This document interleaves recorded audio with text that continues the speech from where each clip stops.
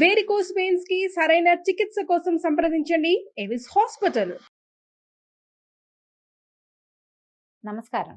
విష్ణు పురాణం 25వ భాగంలోకి వచ్చాం. ప్రద్యుమ్నుడు మాయావతి వివాహం జరిగిందని చెప్పుకున్నాం. మాయావతి శంబరాసురుడి దగ్గర నుంచి అతని దగ్గర ఉన్న సమయంలోనే చేప గడుపులో లభించినటువంటి ప్రద్యుమ్నుని పెంచింది.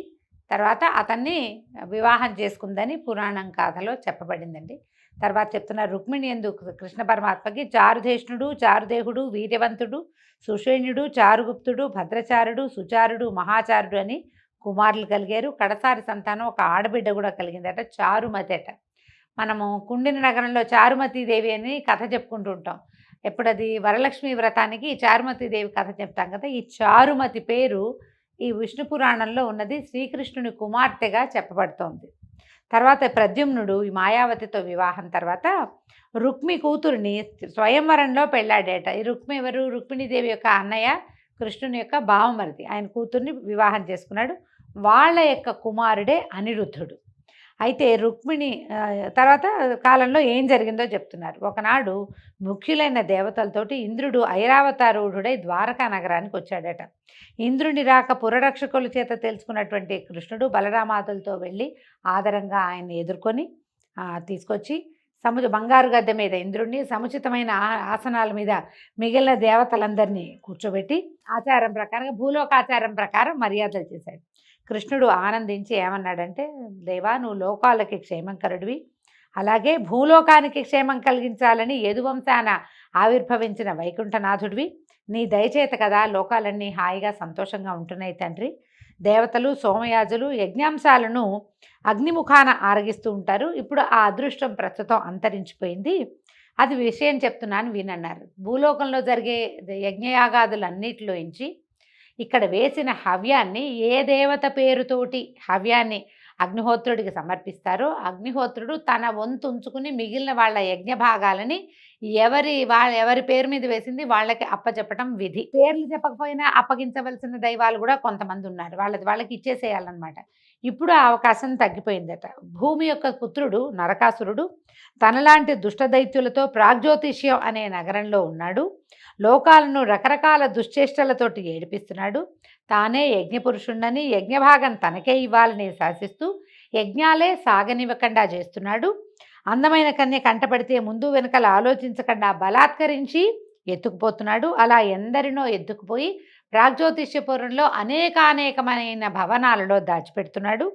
సిద్ధసాధ్యాదులను కూడా అసాధ్యమైన పరాక్రమ ప్రభావంతో దిక్కుదారి లేకుండా చేసేసాడు. జలాన్ని ఇచ్చేటువంటి వరుణుడి యొక్క తెల్లటి పట్టుగొడుగుని, దివ్యరత్నమణిమయమైనటువంటి మందరగిరి యొక్క శిఖరాన్ని, అమృతమూర్తులైన మా తల్లి కుండలాలను కూడా, అదితి కుండలాలను కూడా ఎత్తుపోయాడు. నా రాజ్యానికి ప్రధానమైన ఐరావతాన్ని కూడా మాయం చేయడానికి చూస్తున్నాడని మాకు ఏమంటారు, ఇంటెల్ అని చెప్తారు కదా, అలాంటిది ఒక చారుల ద్వారా వార్త వచ్చింది. ఈ దుష్ట నిగ్రహము శిష్టానుగ్రహము చేసేవాడేవు కనుక నీకు తెలియజేయవలసి వచ్చింది నాయన.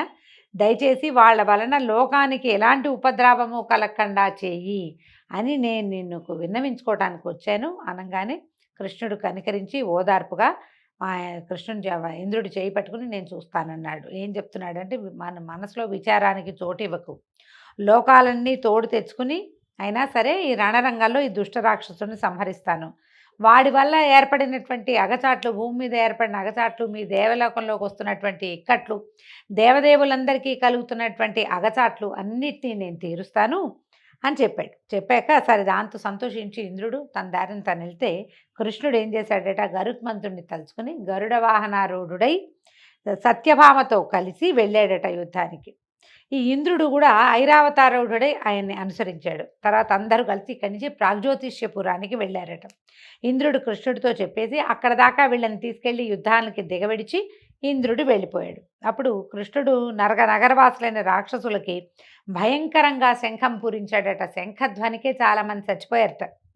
నరకుడు మురుణ్ణి, హయగ్రీవుణ్ణి తగిన సేన తోడుగా యుద్ధానికి పంపించాడు.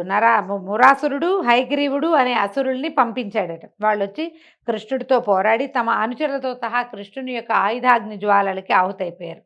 కొన్ని వేల మంది సైనికులతో సహా తన సహచరులు యుద్ధంలో మరణించడం విని నరకుడు కోపించి భీకరమైన చతురంగ బలాలతోటి దారుణాయుధపాణి అయి వచ్చి కృష్ణునిపై ఏకధారగా అస్త్రశస్త్రాలు వర్షించాడు. కృష్ణుడు అవలీలగా తన వింటి ప్రయోగంతో ప్రత్యాయుధాలతోటి చెడగొట్టి చక్రాన్ని ఉపయోగించి నరకుని శిరస్సు తెగవేశాడు. మనం మామూలుగా సాధారణ గాథల్లో చెప్పుకుంటాం. నరకాసురుని సత్యభామాదేవి సంహరించిందని, తల్లి చేతిలో మరణం ఉంది అతనికి. సత్యభామాదేవి భూమి యొక్క అవతారం కాబట్టి ఆమె చేతిలో మరణించాడని ఒక గాథ చెప్పుకుంటామండి. విష్ణు పురాణం అలాంటి ప్రతిపాదన చేయటల భగవంతుడి వల్లే మరణించాడని చెప్తోంది.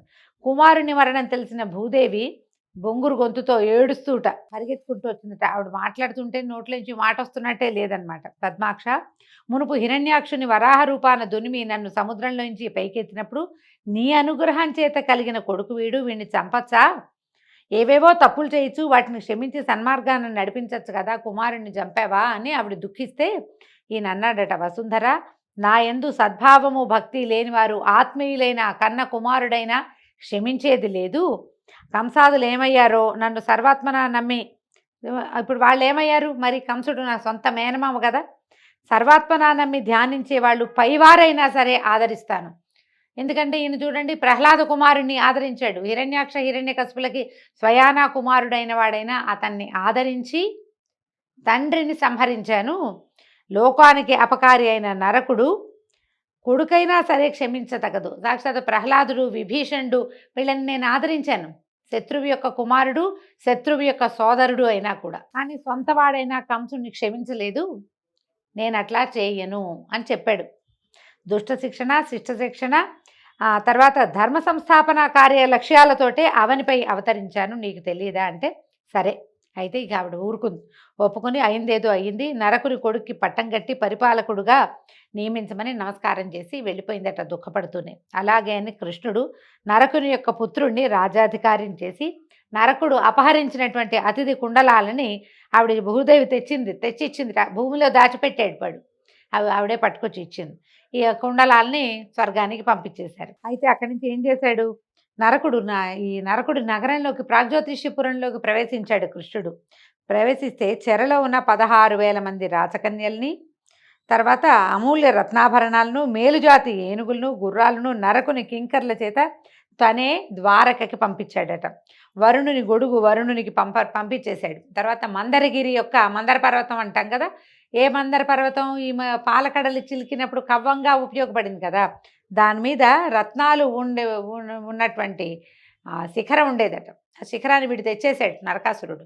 అందుకని ఆ శిఖరాన్ని మళ్ళీ తీసుకెళ్ళి ఆ గిరికి హత్తించి గిరికి సమర్పించాడట. సమర్పించి సత్యభామతో అమరావతికి వెళ్ళి తన రాక తెలుపుతూ పాంచజన్యాన్ని పూరించాడట.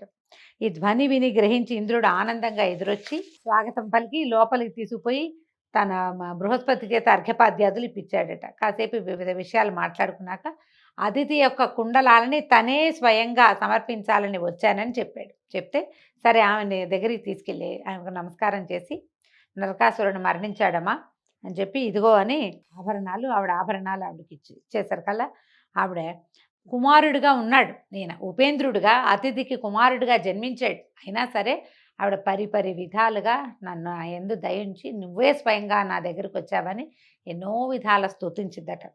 అయితే అడిగింది, కల్పవృక్షాన్ని ఆశ్రయించి కట్టుకునే గోచి అడిగినట్టు ఆనాడు నువ్వు నాకు ప్రత్యక్షమైన రోజున ముక్తి కోరకుండా కొడుగ్గా నా కడుపును పుట్టమని కోరాను అనేసరికల్లా అప్పుడు అన్నాడట ఆయన, ఉపేంద్రుడిగా జన్మించాడు ఈయన, ఇంకా వామనుడిగా జన్మించాడు, ఎన్ని రకాలుగానో వీళ్ళకి జన్మించాడు ఆయన. అయితే ఏమన్నాడంటే, కనికరంగా ఒక చూపు చూసి చిరునవ్వుతో అన్నాడు, అమ్మా అలా ఎందుకంటావు, నువ్వు పుణ్యచరిత్రవి, దేవతలకి కన్నతల్లివి, పరమ పతివ్రతగా ప్రసిద్ధురాలైన పుణ్యరాశివి, నీకు మోక్షం పెద్దదా? నీకు మోక్షం పెద్దది కాదు, నీ అంతటి నువ్వే సాధించుకోగలుగుతావు. నా మీద ప్రీతితోటి కదా నన్ను సంతానంగా పొందాలని కోరుకున్నావు. ఎప్పటికీ అతిథి కుమారులలో నేను కూడా ఒకటిగా ఉండటమే నాకు సంతోషం అని చెప్పాడట భగవంతుడు. ఇట్లాంటి అంటే ఎలా అయ్యాడు చూడండి, ఆవిడని ప్రార్థించడం కాకుండా ఆయన కూడా నేను నీకు కుమారుడిగా పుట్టడమే నాకు ధన్యత అని భగవంతుడు ఆమె యొక్క ప్రీతిని, ఆమె మీద ఉన్న ప్రేమని అట్లా మాటల్లో చెప్పాడనమాట. అయితే సతీదేవి సత్యభామని తీసుకొచ్చి ఇలా చూపించిందట. తీసుకొచ్చి ఇదిగో కృష్ణుని యొక్క అష్టభార్యల్లో పరమ ప్రీతికరమైన భార్య ఈవిడేనని చూపిస్తే అప్పుడు ఆవిడ కోడల్ని ఆదరించి, అమ్మాయి నా అనుగ్రహం వల్ల చాలా కాలం ముసల్తనము అందవికారమైన రూపము లేక సౌభాగ్యవతి అయి భోగభాగ్యాలను అనుభవిస్తూ హాయిగా ఉండు అని వరం ఇచ్చిందట. చాలా కాలం వృద్ధాప్యం రాకుండానే ఉందట సత్యభామాదేవి చివరి వరకు కూడా. ఆ తర్వాత తల్లి మాటపై కృష్ణుడి ద్వారకు వెళ్ళటానికి అంగీకరించగా కృష్ణుడు బయలుదేరి వెళ్ళాడట. గరుడుడిపై నందనవనం ప్రాంతం వైపు నుంచి వెళ్తుంటే దివ్య కుసుమ పరిమళంతో తుమ్మెదల ఝంకారంతో మందవాయువు సత్యాకృష్ణులకు స్వాగతం పలికిందట. సత్య ఆనందంగా ఆశ్చర్యంగా ఆ దివ్యవనం దాంట్లో ఉన్న పారిజాత వృక్షాన్ని చూసి ఇలా అన్నదట, ఈ పారిజాతం ఈ నందనవనానికే దివ్యాలంకారంగా ఉంది కదా, తరగని కమ్మని తావితో ఉండే ఈ పారిజాత కుసుమాలు నిత్యము సఖులు తాను కొప్పును ధరిస్తూ ఉన్నటువంటి ఈ ఇంద్రసుందరైన ఈ సచీదేవి ఎంత అదృష్టవంతురాలు, ఇంద్రుని కన్నా మిన్నగా భోగాలు ఇచ్చేవాడివి నువ్వేనని అందరూ చెప్పుకోవటమే కానీ నీ భార్యనైన నాకు ఆ ఇంద్రుని భార్యకి లభించే భోగం లభించట్లేదు.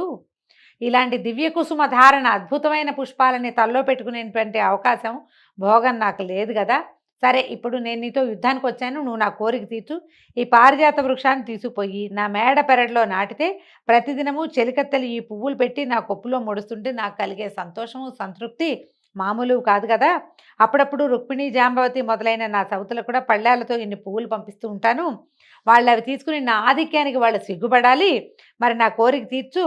ఇంకా నీకు నా మీద ప్రత్యేకమైన ప్రేమ ఉన్నట్టు నేను నమ్ముతాను నువ్వు ఈ పని చేస్తే అనేసరికల్లా ఈయన ఏం చేశాడట, కృష్ణ పరమాత్మ కథ చూడండి ఎలా మారిందో. ఇక్కడ ఆ నందనవనంలోకి ప్రవేశించి సమూలంగా ఆ వృక్షాన్ని ఇట్లా కౌగిట పట్టుకున్నాడట. ఒక చేత్తో బాహుతోటి చుట్టి పట్టుకుని సత్యభామని లేవదీసినంత సులువుగా ఈ దివ్య పారిజాత వృక్షాన్ని లేవదీయబోయాడట. దిగిపోయేసరికల్లా వనపాలకులు పరిగెత్తుకుంటూ వచ్చి, ఈ చెట్టు ఏమయ్యా, ఈ చెట్టు పుష్పాలు దేవరాజు భార్య సతీదేవి ముడుచుకోవాలి కానీ మానవాంగలకి నిమేషులు చేయవలసిన పని కాదు, మీకు రెప్పపాట్లు ఉన్నాయి, అనిమేషులు అలంకరించుకోవాల్సినటువంటి పువ్వులు ఇవి, మానవాంగలకి అవకాశం లేదు. ఈ విషయం తెలిస్తే ఇంద్రుడు అలిగి ఎంత కోపం తెచ్చుకుంటాడో, ఆయనతో స్నేహం కావాలంటే ఈ చెట్టు వైపుకి తల తిప్పి కూడా చూడొద్దు, నువ్వు మీ దారిని మీరు వెళ్ళండి, ప్రయాణమై వెళ్తున్న వాళ్ళు అనగానే కృష్ణుడు నవ్వాడట. నవ్వి ఊరుకున్నాడు ఆయన ఏమల్లా. కానీ సత్యభామ ఒప్పుకోలేదట. చాలించండి మీ మాటలు, ఎక్కడ ఇంద్రుడు, ఎక్కడ శచి, ఎక్కడ పారిజాతం, ఇది సముద్రంలో నుంచి వచ్చింది, క్షీరసాగరంలో నుంచి వచ్చింది కదా పారిజాత వృక్షం, ఇది అన్ని లోకాల వారికి దీని మీద అధికారం ఉంది. కాగా నా భర్త అయినా సామాన్యుడిగా చూసి ఏదో పిచ్చివాగులు బాగుతున్నారు. మీ ఇంద్రుడికి మీ దేవతలకు ఆరాధ్యుడైన మహానుభావుడు, వీళ్ళంతా ఇప్పుడే ఇక్కడ ఆరాధించడం మీ శచికి తెలియదు, ఇప్పుడు ఇంత ఆరాధించారు. ఒకవేళ ఆవిడ భర్తకి శచీదేవి భర్తకు కనుక భుజబలం ఉన్నట్టయితే నా మొగుడు భర్తని ఎదిరించి ఈ చెట్టుని దక్కించుకోమను, అనవసరమైన గొణుగుడు ఎందుకు అని ఆవిడ సంబంధం లేని శచీదేవి పేరెత్తి యుద్ధానికి పురికొల్పింది సత్యభామాదేవి. స్త్రీలు ఇలాంటి పనులు చేస్తారని చెప్తున్నాడండి. ఒట్టి పుణ్యానికి రెచ్చగొడతారనమాట. వాళ్ళు వద్దన్నారు. ఈయన ఓసారి నేను ఇంద్రుడిని అడుగుతాను, ఇంద్రుడితో మాట్లాడతానంటే సరిపోయేది. కానీ ఇప్పుడు ఒప్పుకోలేదు. మా ఆయన తక్కువ అనుకున్నావా, ఆయన చాలా లోకపాలకుడు, వీళ్ళందరినీ మావాయడే రక్షించాడు, ఆవిడెవరు కావాలంటే ఆవిడని అలా చేయమని, ఈ పువ్వులు కావాలంటేనని రెచ్చగొట్టి వదిలిపెట్టింది. ఈ వనపాలకులు పరిగెత్తుకుంటూ వెళ్ళి సత్యాదేవి ఏమందో శచీదేవికి చెప్పారు. చెప్పగానే ఆవిడ కోపించి భర్తకి చెప్పింది. ఇంద్రుడు కోపించి చతురంగ బలాలతోటి కృష్ణుడి మీద యుద్ధానికి వెళ్ళాడట. యుద్ధం మహోద్ధతంగా జరిగింది. కృష్ణుడు లోకభీకరంగా పాంచజన్యం పూరించి విల్లు సారించి ఏకధాటిగా శరప్రయోగం చేశాడు. దేవబలాలు విజృంభించి దివ్యమంత్ర ప్రయోగంతో శస్త్రశస్త్ర ప్రయోగం చేయగా కృష్ణుడు కూడా తాను ప్రత్యస్త్రాలు ఉపయోగించి సురలను యుద్ధపరాంగుముఖుల్ని చేశాడు. అలాగే గరుత్మంతుడు కూడా ముక్కుతో కాళ్లతో సుర సైనికుల్ని చీల్చి చెండాడాడు. ఇంతలో ఇంద్రుడు ఐరావతారూఢుడై తన సైనికులతోటి వచ్చి వజ్రాన్ని కృష్ణుడి మీద ప్రయోగించాడు. అయితే అది కృష్ణుడి మీదకి వచ్చి ఆయన ఏం చేయలేక పక్కకి వెళ్ళిపోయింది. అంతలో కృష్ణుడు ఏం చేశాడు, యుద్ధోన్మత్తత, మనం పోట్లాడుతుంటే ఇంకా అయిపోతుంది, ముందేదో మాటలు వస్తాయి, తర్వాత చేతులు కలుస్తాయి, తర్వాత జుట్లు పట్టుకుంటారు, కాళ్ళు చేతులు అన్నీ లేస్తాయి కదా, ఎవరైనా దానికి అతీతులు కాదు. ఎప్పుడైతే ఈ వజ్రం తన మీదకి ప్రయోగించబడిందో కృష్ణుడు చక్రం తీశాడట. లోకమంతా ఆక్రోశించింది. ఆ విషయం తెలిసి శచీదేవి పరుగునొచ్చి శిరసు వంచి చేతులు జోడించి నమస్కారం చేసి పరిపరి విధాలుగా ప్రార్థించిందట. బతిమలాడింది, నాది దేవపతి తప్పులు పట్టించుకోవద్దు, నాకు దయచేసి పతిభిక్ష ప్రసాదించు అని వినయంతో భక్తిభావంతో నమస్కారం చేసింది. శచీదేవి ప్రార్థనలకి కృష్ణుడు ప్రసన్నుడై ఆదరించాడు. అలాగే చల్లని చూపులతో ఇంద్రుడిని కూడా ఆదరించన్నాడు. ఇంద్ర, అంత కోపంతో ఎందుకు వచ్చావు? ఈ చెట్టు నాదైతే నీ సంపదకి ఏమైనా లోపమా? దీని పువ్వులు సత్యభామకి మనోహరాలు, వాటి కోసమే ఈ పని జరిగింది. దీన్ని ద్వారకకి తీసుకుపోతాను, ఆమె కోరిక తీర్చాలి. ఎందుకంటే ఆమె యుద్ధానికి వచ్చింది నాతో పాటు. వనపాలకులు చెప్పింది విని ఆలోచించక ఇంత కోపంతో యుద్ధానికి వచ్చావు, ఇదేం పని అని అడిగేసరికల్లా అప్పుడు ఇంద్రుడు చెప్పాడట, వాస్తేవా, మానవ లోకంలో ఉండవలసింది కాదు ఈ వృక్షము, నిజానికి ఇది దివ్య వృక్షం. మనుషులకి నిద్రాహారాలు చాలా ఉంటాయి, మానవ లక్షణాలు, వాటి మధ్య ఉండదగింది కాదు. నీ మాట కాదని లేక అంగీకరిస్తున్నాను, తీసుకెళ్ళు. నీ అవతార సమాప్తి అయిన వెంటనే ఈ చెట్టు నందనవనానికి చేరాలి, అలాగే అగ్గాక అని అడిగేసరికల్లా కృష్ణుడు కూడా తథాస్తు అన్నాడు. నా అవతార పరిసమాప్తి తర్వాత ఆయుధాలు అన్నీ స్వస్థానాన్ని చేరుకుంటాయి, అలాగే పారిజాత వృక్షం కూడా స్వస్థానానికి చేరుకుంటుందని అభయం ఇచ్చి ఆ పారిజాత వృక్షంతో భూలోకంలోకి వచ్చాడు. ద్వారకా నగరానికి ప్రవేశించి తర్వాత ఆ చెట్టుని సత్యభామ ఇంటనున్న ఉద్యానవనం నడుమ ప్రతిష్ఠించారు. దీనికి మన వాళ్ళు కొంచెం కల్పితం ఏం చేశారంటే, ఆ ఒక పువ్వుని నారదుడు తెచ్చినట్టు, అది కృష్ణుడు రుక్మిణీదేవికి ఇచ్చినట్టు, దాంతో రెండో ఆవిడకి కోపం వచ్చి నాకు ఆ చెట్టు కావాల్సిందే అన్నట్టు ఈయన యుద్ధానికి వెళ్ళినట్టు. అయితే ఇక్కడ కథలో పురాణంలో ఏం చెప్తారంటే, ప్రాగ్జ్యోతిష్యపురం నుంచి అదితి కుండలాలు తీసుకునే కృష్ణ పరమాత్మ వెళ్ళినప్పుడే ఇది జరిగిందని చెప్పబడింది. యుద్ధం మాత్రం అలాగే ఉంది. అయితే నరకుని నగరంలో ఉన్న తను తీసుకొచ్చిన 16,000 కన్యకలన్నీ కూడా సుముహూర్తాన పరిగ్రహించి వారికి వేరువేరుగా భవనాలు, ఆహార పదార్థాలు, దాసదాసీజనం, అంబరాభరణాలు సమృద్ధిగా కలిగించి అందరికీ అన్ని రూపాలతోటి కూడా కృష్ణ పరమాత్మ ఆనందాన్ని కలగజేస్తూనే ఉన్నాడట. కొంతకాలానికి ఆ కాంతలైందు 32,200 మంది కుమారులు జన్మించారట. అలాగే రుక్మిణికి ప్రద్యుమ్నాదులు, సత్యభామకు భానుకాదులు, జాంబవతికి సాంబాదులు, నాగ్నజితికి భానువిందాదులు, ఇట్లా మహిషుల యందు కూడా 8 మంది భార్యల యందు కూడా కృష్ణుడు ఆనందంగా సంతానంతో కాలక్షేపం చేస్తూ ఉన్నాడు. బలి కుమారుడైనటువంటి బాణాసురుడు శంకరుని గూర్చి తపస్సు చేయగా శంకరుడు ప్రత్యక్షమై వాడికి కోరిన వరాన్ని ఇస్తాననేసరికి నా నగరానికి పాలకుడుగా ఉండమని బాణాసురుడు పరమేశ్వరుని కోరుకున్నాడు. 1000 చేతులు కౌమారత్వము వాడి ముఖ్య వరాలు. అందులో ఏమిటి, బాణాసురుడికి 1000 చేతులు అంటున్నారు, కానీ మనకు తెలిసింది 10 చేతులు బాణాసురుడికి అని చాలా కథల్లో వింటామండి. కౌమారత్వం ఎప్పుడూ యవనవంతుడిగా ఉండే వరాన్ని పొందాడట. బాణుడు అసురనాయకుడై శోణపురం రాజధానిగా చేసుకుని అందుండి తన రాజ్యాన్ని నడుపుకునేవాడు. వాడిని ఎవ్వరూ ఎదిరించలేక ఎక్కడెక్కడ ఉన్న రాక్షసులు వచ్చి బహుమతులిచ్చి అతనికి సహచరులుగాను అనుచరులుగాను అయిపోయారు. క్రమంగా పేరు ప్రఖ్యాతి కలిగినటువంటి బాణునికి గర్వముదిరి యుద్ధకాంక్షతో ఇంటి దగ్గర నుంచి బయలుదేరి తన పురరక్షకుడుగా ఉన్నటువంటి శంకరుని వద్దకు వెళ్ళి ఇట్లా అన్నాడట, త్రిపురాంతక 1000 చేతులు అసాధారణమైన భుజబలము ప్రసాదించావు, యుద్ధం చేద్దామంటే ఎవడూ కనపడ్డాయే, చేతుల తీరేమో దుర్భరంగా ఉంది, తీటగా ఉంది చేతుల తీట వీడికి, దయచేసి యుద్ధానికి సిద్ధపడవలసింది అని అనేసరికల్లా ఈ బాణాసురుడి ప్రగల్భ వాక్కులు విని పార్వతీదేవి అందుట, బాణా కొంచెం ఓర్చుకో, నీ మయూరకేతనం కింద పడగా నీ కోరిక తీరే ఘోర రణం సంప్రాప్తం అవుతుంది, పో వెనక్కి అని చెప్పిందట.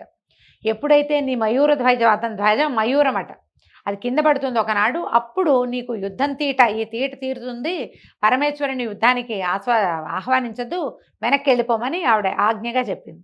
సరేనని బాణాసురుడు ఏం చేశాడు, లోపలికి నగరంలోకి వెళ్ళిపోయాడు.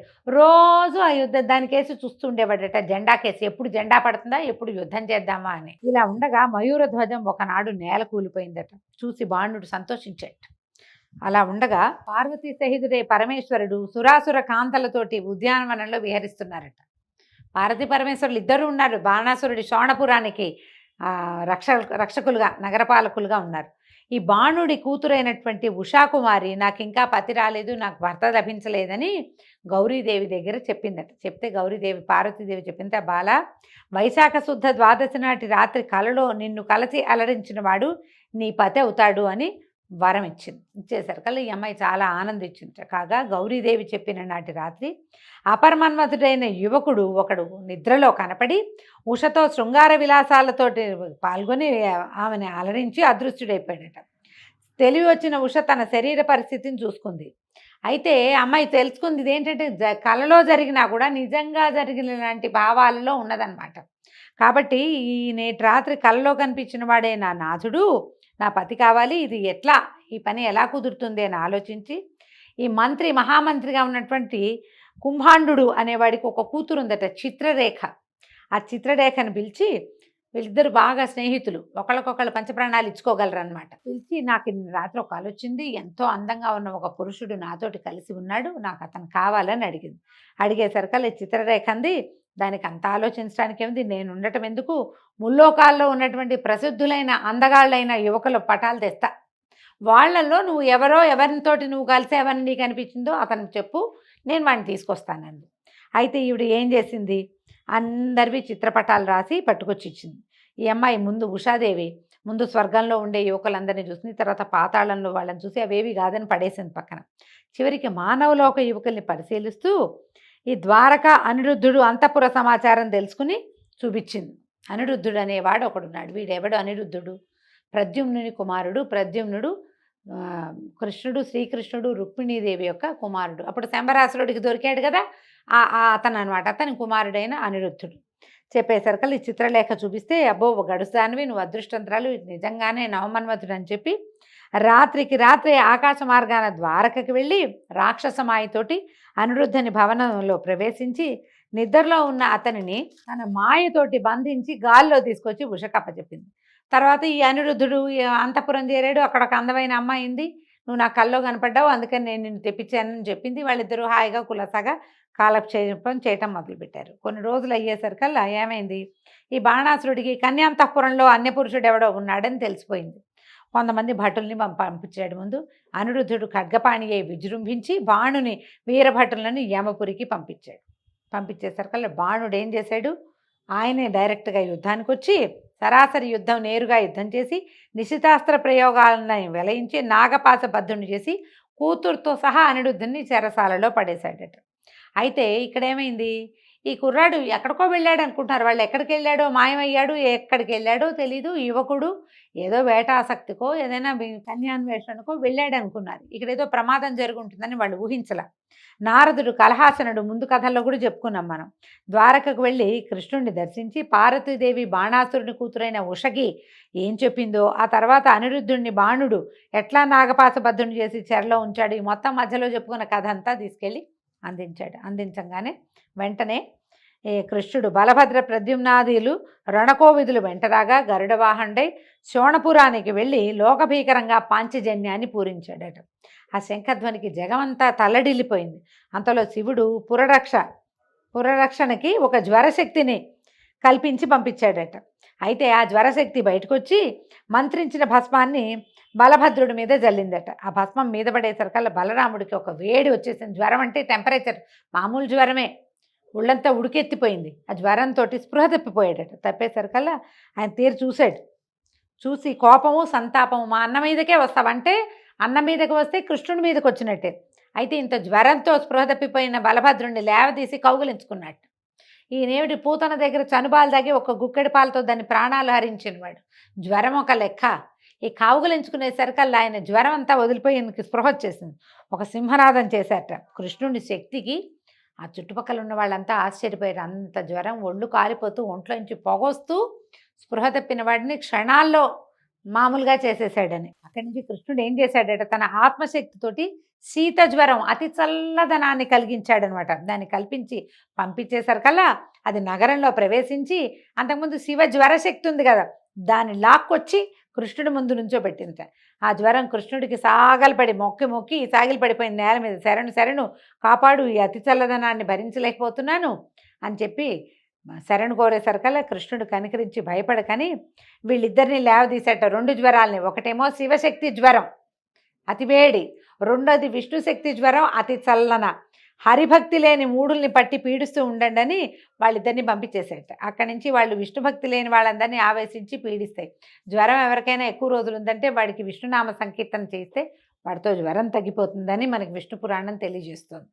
తర్వాత బాణాసురుని ఆజ్ఞను అనుసరించి దైత్య వీరభటులు శస్త్రాస్త్రపాణులై వచ్చి ఎదిరించగా కృష్ణ బలరాములు నిశితాస్త్ర జ్వాలామాలలతో దైత్యసేనని మొత్తం స్వరూపమే లేకుండా చేసేసాయట.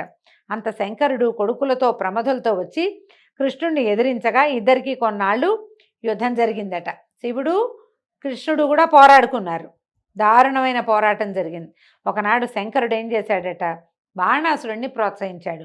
నా చేతుల తీట పోయేలాగా యుద్ధం జరగాలన్నావు కదా, ఇగో ఈ కృష్ణుడు వచ్చాడు, అతన్ని ఎదిరించు, నీ తీట బాగా వదులుతుంది అని చెప్పాడనమాట. కోరిక తీరుతుంది, నీ తీట తీరుతుంది అనేసరికల్లా ఈ బాణాసురుడు నగరం నుంచి, ఇంతకాలం ఏమిటి ఆయన నగర రక్షణ చేస్తున్న శివుడే పోరాటాన్ని జరిపాడు. ఇప్పుడు ఇక రాజుగారే రంగంలోకి దిగాడనమాట. ఎంతో సేనాన్ని తీసుకొచ్చి కృష్ణుడిని ఎదిరించాడట. అక్కడి నుంచి ఇంకేముంది, కృష్ణుడి దగ్గర ఉన్న చక్రాయుధంతో బాణాసురుడి చేతులన్నీ తెగ్గొట్టేశాడు. అన్నమాచార కీర్తనలో ఒక ఇది కూడా ఉంది, చెండిన బాణుని చేతులతో అని. బాణాసురుడి యొక్క చేతులని 1000 చేతులు వదిలేసే తెంపేశాడు, 2 చేతులు మాత్రం మిగిల్చాడు. వాడు స్వహస్తాలు అంటే సహజంగా వాడు పుట్టుకతో వచ్చిన చేతులు తప్ప పరమేశ్వరుడి వల్ల ఆ శక్తి వల్ల అతనికి లభించినటువంటి చేతులన్నిటినీ తెగటార్చేశాడు చక్రంతో. చేసేసరికల్లా అప్పుడు శంకరుడు వచ్చి, వాసుదేవ బాణుని ప్రాణాలు తీయకు, నా భక్తుడు, నా మాట మన్నించు, నీ భక్తుని కుమారుడు కూడా, బలి యొక్క కుమారుడు నా యొక్క భక్తుడు అని చెప్పి వీడిని ప్రాణాలతో వదిలిపెట్టు అనేసరికల్లా సరే ప్రాణాలతో విడిచిపెట్టబడినటువంటి బాణాసురుడు కారాగారంలో బంధించిన నాగపాశ బంధుడుగా ఉన్నటువంటి అనిరుద్ధుడిని తన కూతుర్ని కూడా తీసుకొచ్చి ద్వారకకి తీసుకొచ్చాడు, వీళ్ళకి అప్పచెప్పాడు. అప్పుడు వీళ్ళకి వివాహం చేసి ద్వారకా నగరానికి తెచ్చుకున్నారు. అంతా సుఖంగా సంతోషంగా ఉన్నారట. అయితే తర్వాత గాథ చెప్తున్నారండి. అయితే ఈ ఉషా పరిణయ గాథతోటి ఈరోజు విష్ణు పురాణం సమాప్తం అండి. రేపు ఉదయం మళ్ళీ తర్వాత గాథలో పౌండ్రక వాసుదేవుణ్ణి విష్ణుమూర్తి ఎట్లా సంహరించాడో రేపు భాగంలో తెలుసుకుందాము. నమస్కారం.